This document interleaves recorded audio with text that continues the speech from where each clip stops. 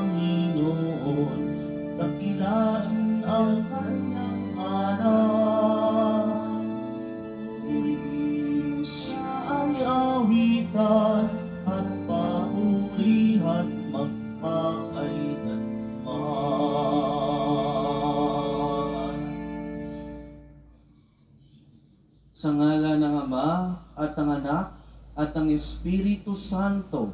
Amen. Ang pagpapala ng ating Panginoong Hesukristo, ang pag-ibig ng Diyos Ama, at ang pakikipagkaisa ng Espiritu Santo naway sumainyong lahat. At sumaiyo rin. Mga kapatid, tinipon tayo bilang kaanib ng angka ng Diyos. Kaya dumulog tayo sa mawaing Panginoon na nagpapatawad ng lubos. Sinugong tagapagpagaling sa mga nagsisisi, Panginoon, kaawaan mo kami.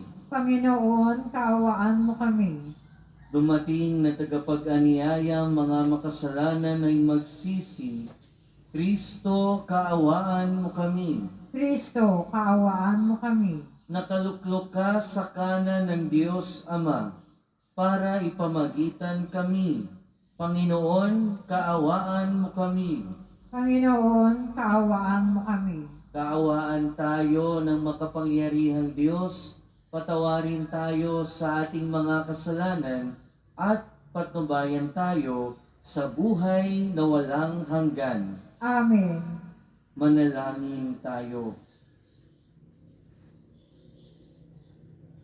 Ama naming makapangyarihan, ang pananampalataya, pag-asa at pag-ibig namin ay iyong dagdagan at gawin mong mahalin namin ang iyong mga kautusan upang sa mga pangako mo kami maging dapat makinabang sa pamamagitan ni Jesucristo kasama ng Espiritu Santo magpasawalang hanggan. Amen. Magsiupo muna ang lahat.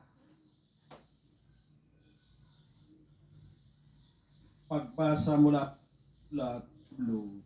sa mga taga-Epeso.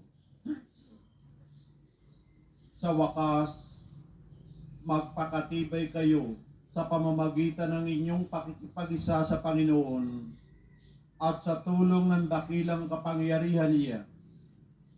Isuot ninyo ang baluting kaloob ng Diyos upang mapaglabanan ninyo ang mga lalang ng Diablo, sapagkat ang kabanalan natin, ang kalaban natin hindi mga tao, kundi mga pinuno, mga may kapangyarihan at mga tagapamahala ng kadilimang namamayani sa sanlibutan ito.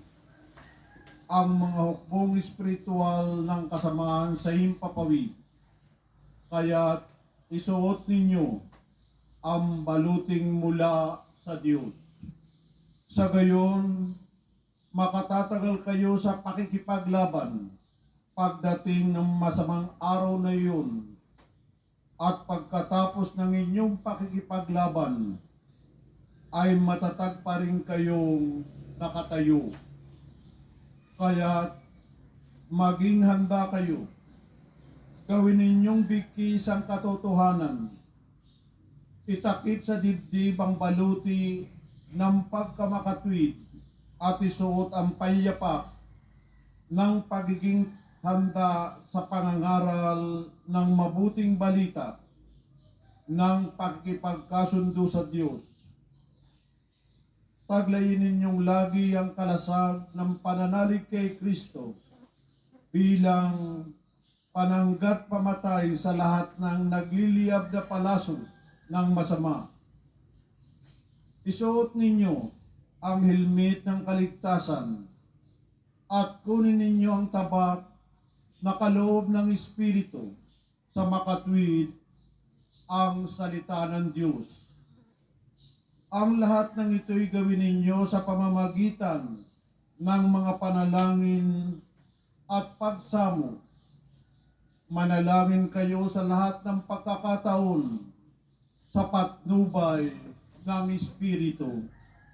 Kaya lagi kayong maging handa at patuloy na manalangin para sa lahat ng hinirang ng Diyos.